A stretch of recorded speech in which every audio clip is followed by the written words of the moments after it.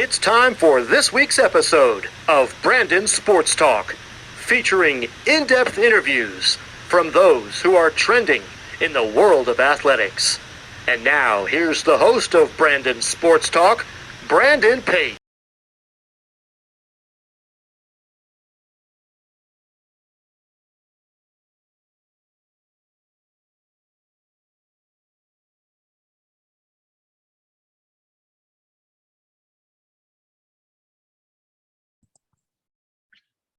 Welcome back to Brandon Sports Talk. In today's episode, I have the privilege to interview the FAU's head women's golf coach, Coach Heather Young. How are you doing today?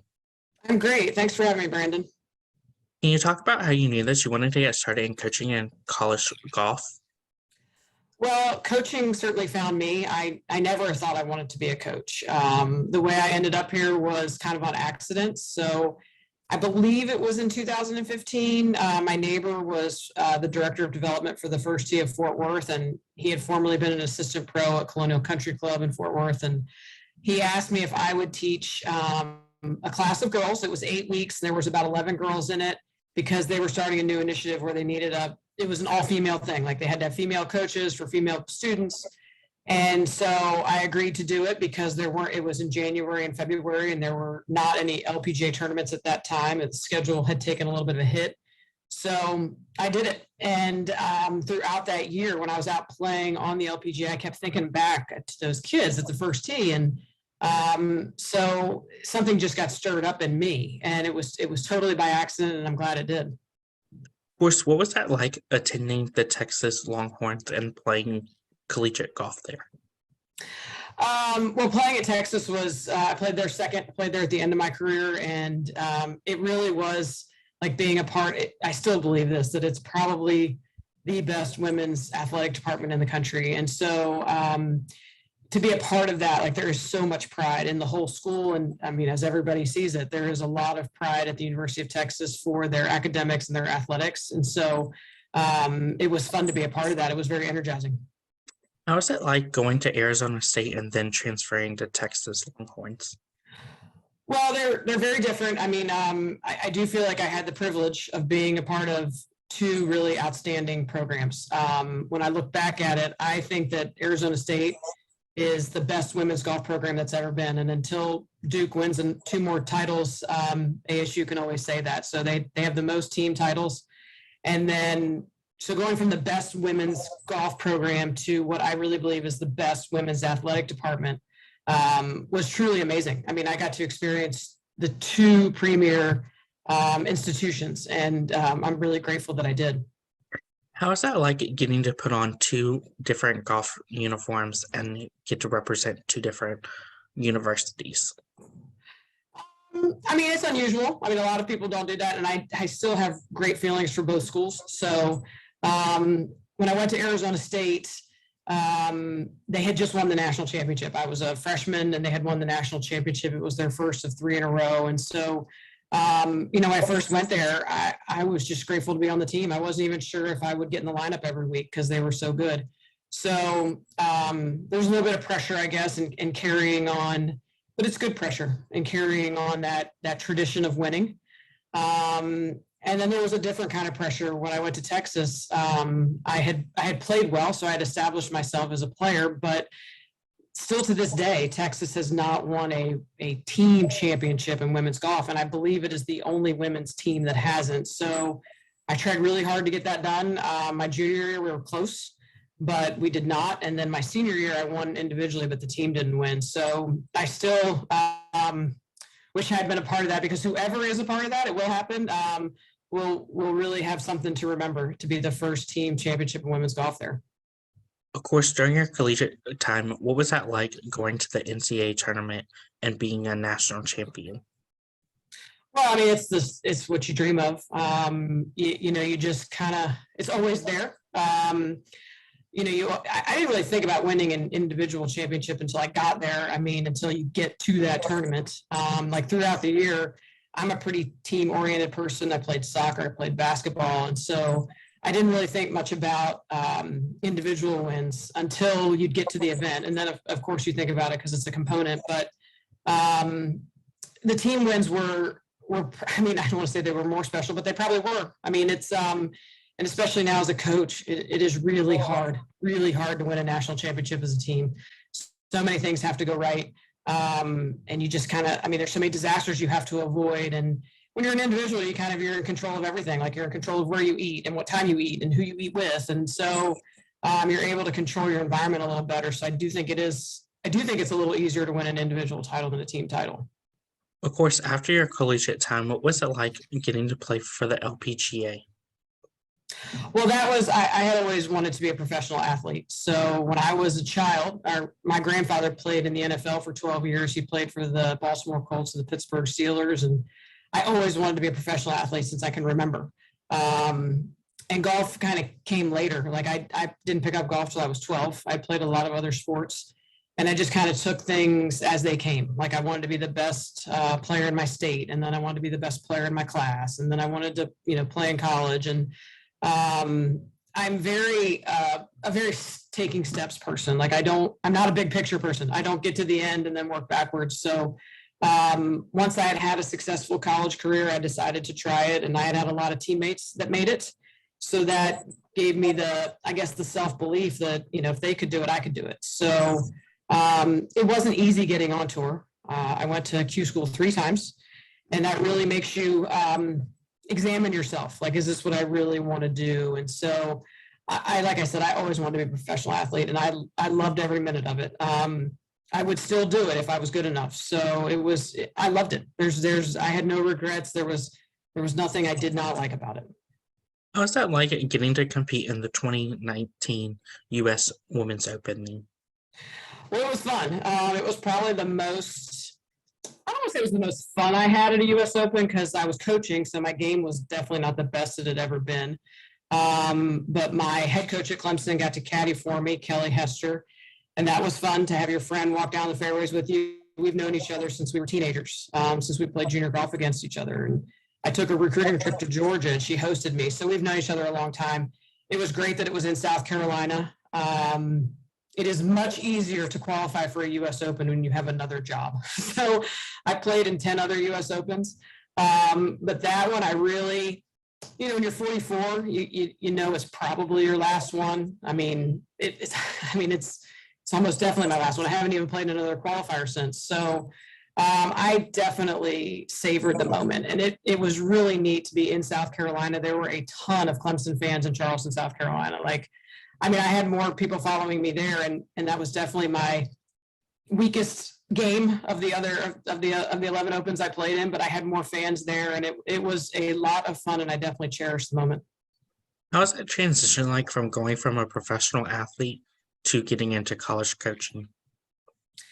Well, I definitely needed to wait until I was 40 years old to do it. I definitely did not have the patience to do it when I was younger, and you have to kind of shift your thinking. You think of others first, and when you're a professional athlete, you think of yourself first. Like, what is best for me in my game right now? And so you definitely have to shift that. I think being an aunt of 5 helped me. Like, I think that the transition gradually happened from like my mid-30s to 40. And it just came with age. Like it would not have been a successful transition if I had tried to do it 10 years earlier. I would have gotten frustrated and just gotten out. But now things don't bother me that bothered me, 15 years ago. What was it like getting to go to Clemson and becoming the assistant coach there? It was a lot of fun. The first thing I think of is fun because of who I coached with. Like I said, Kelly and I have known each other since we were kids. And she is very high energy, very positive. And going to work every day was a lot of fun. And I learned a lot. I learned a lot watching her. I learned a lot from those kids, those players. And it was just something totally different. It was so, again, fun is like my first word. It was fun to be part of a team again and to be around people every day rather than just kind of doing your own thing. And it was very rewarding. Those kids and Kelly, they accepted me for who I was, and they made me feel valued every day, which is great. Of course, during your time at Clemson, what were some of your coaching accomplishments? Well, I think we had 2 pretty big ones. We got the program was very young when we got there. So I think they just had their 10-year anniversary now. So when I got there, they were in their 5th year. And the first year they didn't even compete, like they just redshirted some players. So it's a very young program. So when we got there, we were able to get the team's first team win. They had some individual wins, but they had never had a team win.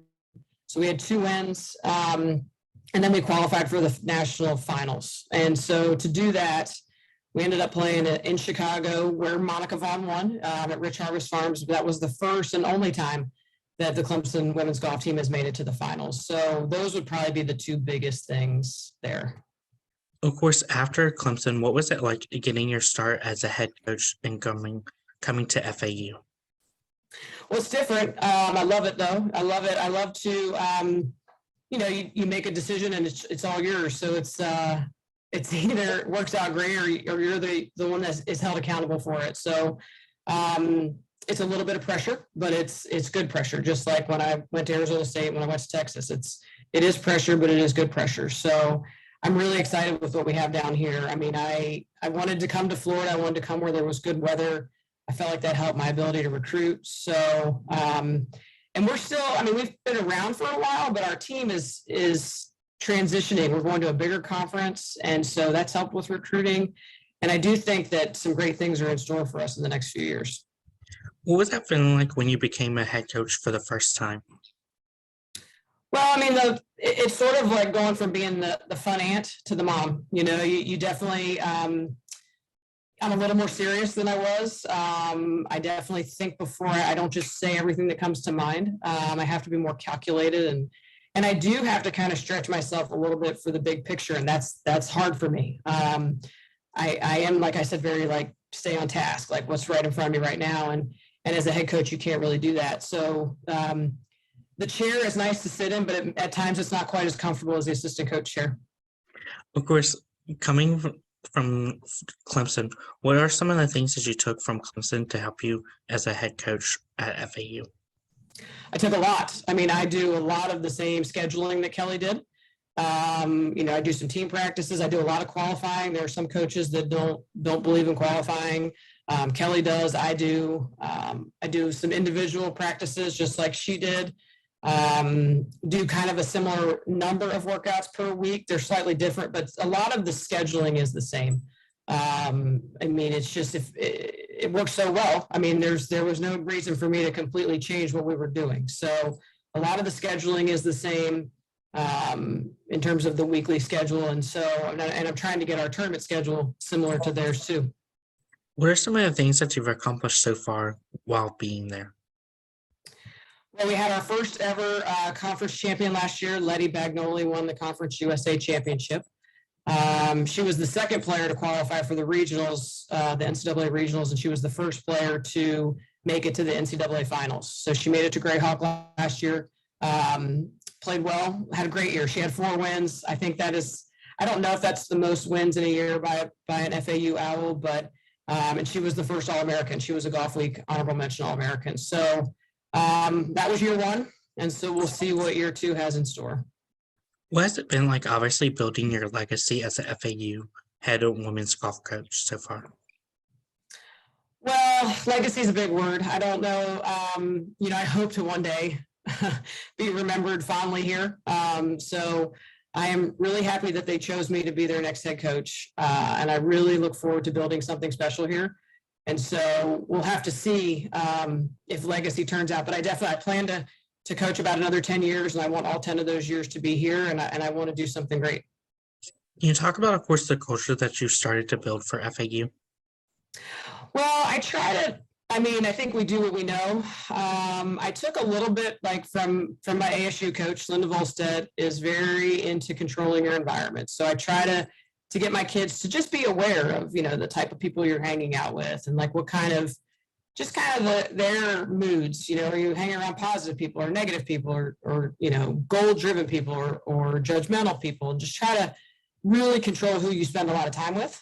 And then also my Texas coach, Susan Watkins, she taught me there's no one way to do something. So I run practices kind of in an individual way. Like I don't set up one drill for everybody to do. I talk to each player individually, like, hey, this is what you need to work on this week. And it doesn't necessarily have to be today, but it needs to be this week. And so I think I try to treat them a little bit like professionals rather than college kids. Like I do give them a lot of freedom, but I try to give them some boundaries to within which they should work. Who are some of the teams that you face each week in your conference? The two best in our conference for sure that we're always trying to be like would be North Texas and University of Texas at San Antonio. We ended up finishing third at conference to those two teams last year, which was the best we'd ever done. The best finish at conference for the team prior to last year was sixth. So that was good. But those two teams are very good. They're able to, even in a smaller conference, qualify for the national championship for regionals on their ranking, not just on winning the conference. So they do it day in and day out. Every week they put up solid performances. So those are the two that we need to be like at the moment. Those are our two Conference USA, and we're switching conferences next year to the American, and they're going with us. So they'll still be, I think, the two teams that we need to try to chase down. What is that like going to feel like getting to switch conferences to the American and get to play some of those teams like ECU? It's going to be good. It's going to be great, especially, I mean, the biggest difference is obviously in football and basketball because they do their scheduling. Our schedule won't change a ton. A few of the tournaments will, but not the whole schedule. But it helps so much with recruiting because there so many more kids around the country and around the world are going to be aware of Florida Atlantic now that our football team is going to be on TV every weekend. And so it helps everybody. It helps academics because better students want to go to your school and you get better professors. I mean, it just helps everything, that publicity. What does a typical golf tournament look like at FAU? So a typical golf tournament, we usually travel the day before the practice round. I try to not get in too late. I'm a big believer in sleep. I want my kids to get a good night's sleep even before the practice round. And then in the practice round, that's honestly probably when I do my most coaching. I love dissecting a golf course and talking about course management because every hole, I have 5 players. They all hit at 5 different distances and they all hit at 5 different shapes. So you have to play each hole, they all play them differently. So I do my most talking and my most coaching that day. And then once the tournament starts, I kind of just try to let them run, like just give them confidence and let them run and see what they can do. Of course, as a head coach, how have you took your time as a professional athlete to help you as a head coach? Well, I just try to instill in them, what worked for me and what didn't, because it wasn't always successful for me, but I did experience up and downs both. I think the biggest thing that helps them is that I didn't get on tour right away. Not everything was easy. So even though I was a very good college golfer, it wasn't easy. And so I think that they can relate to me or I can relate to them because it was a struggle at times and I stuck it out. So I think I just try to say, this worked for me and this didn't. So, take it or leave it. What does the recruitment process look like for those prospective student athletes looking to play college golf? So when I'm looking at recruits, the number one thing I want is somebody who wants to come to FAU. Like I want somebody who wants to be here.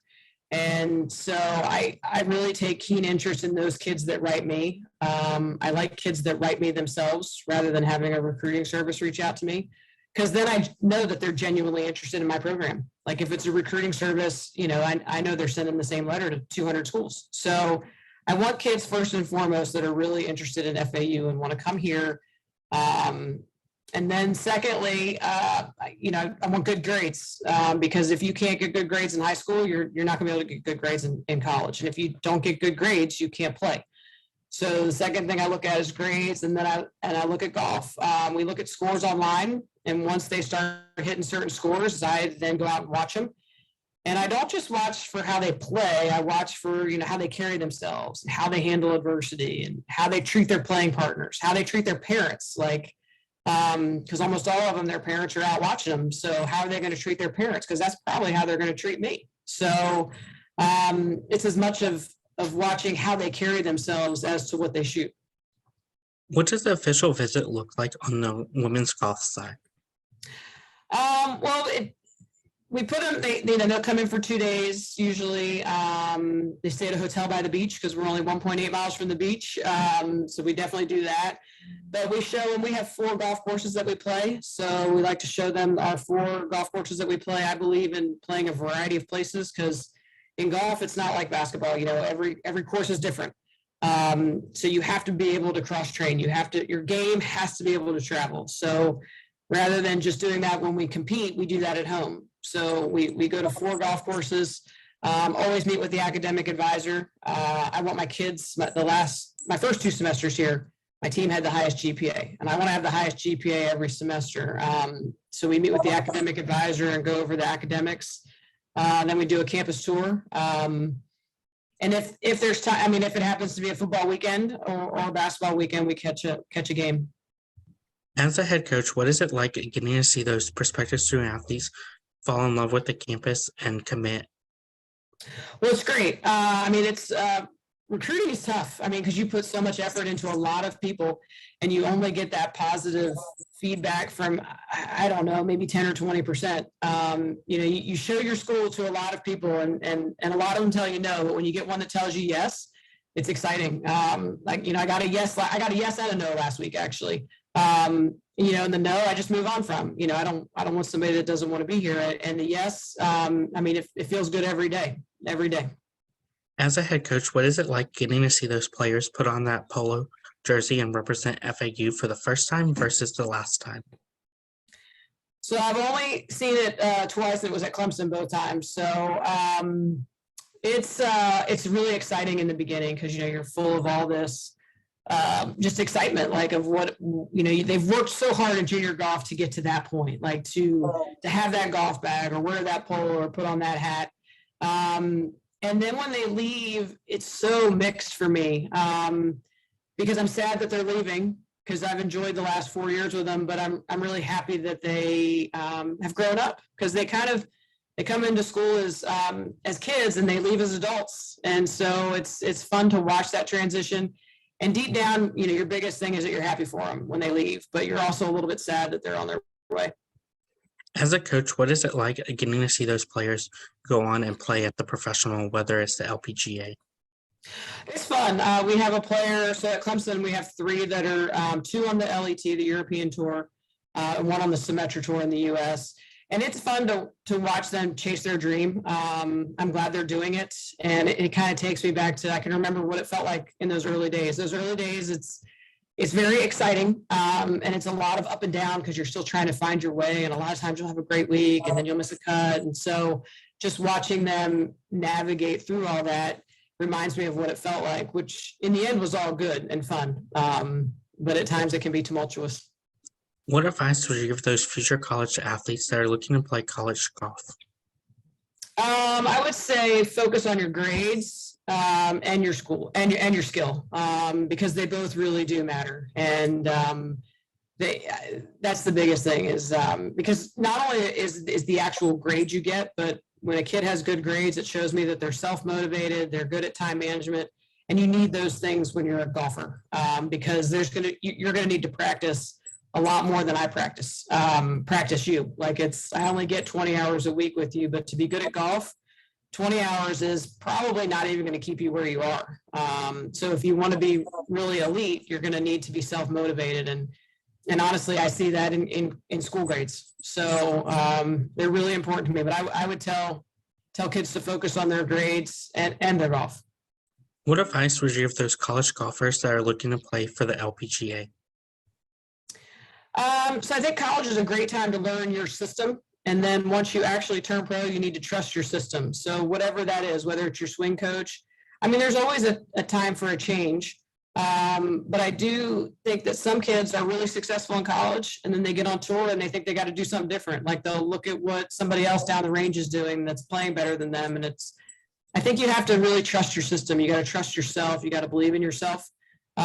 For longer than you think. Like I think that a lot of young players abandon what made them good a little too early at times. So I would say in college, take that time to figure out what works for you, like what practice methods work for you, what strength training works for you. And then once you do get on tour, trust that process. What advice would you give those professional athletes that were just like you that made that jump from being a professional athlete to getting into college coaching?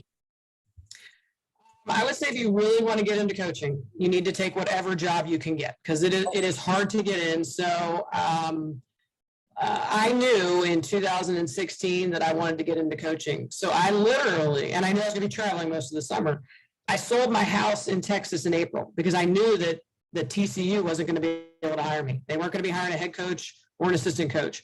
So I sold my house, I put everything in storage, and I went and played, and I kept networking.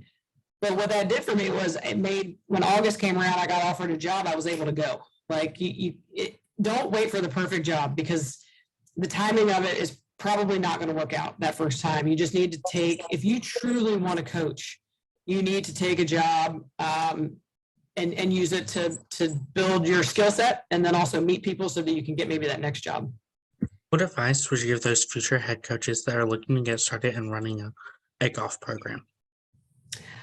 When you're an assistant, that would be the thing is try to maybe figure out who you want to work for rather than where you want to work. You know, is it somebody that is it a head coach that can teach you a lot that you can just keep notes on? Because, I mean, that's pretty much what I did. Kelly is the only coach that has taken 4 schools to the NCAA finals. So she obviously knows how to coach, and she knows how to coach in a lot of different environments. So that was probably more important to me was who I was going to be coaching for rather than where I was going to be coaching. So try to get a good mentor and just take a lot of notes. What advice would you give those future head coaches that are looking to start their own program? Be patient. I think at times, I mean, I'm not starting a new program, but I'm in a new program for me. And I think at times I try to do things a little too quickly. So I would say be patient. And again, that's that big picture thing, which is not a strength of mine. So, but that would be my number one is to just be patient and try to have a longer timeline. Being a professional golfer, our timelines were year to year. Like you had to play good or you lost your job. And so everything for me naturally is a shorter timeline. And I think I need to look at things more like 3, 4, and 5 years out rather than 1 year.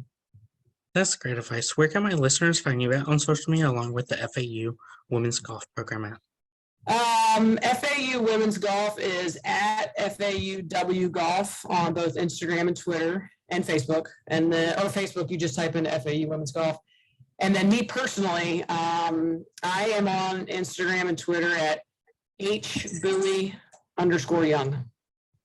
Thank you again, Coach Heather Young, for your interview, and best of luck in your future as the head coach for FAU's Women's Golf Program. Thanks, Brandon. You can find Brandon Sports Talk on Facebook at Brandon Sports Talk, Instagram at Brandon Sports Talk, Twitter at Talk_Brandon, and you can find me on YouTube at Brandon Sports Talk. Don't forget to like, comment, and subscribe. Thank you again, Coach Heather Young, for your interview, and best of luck in your future. Thanks. You've been watching Brandon Sports Talk. Please feel free to like, share, and subscribe to Brandon Sports Talk on social media and on YouTube.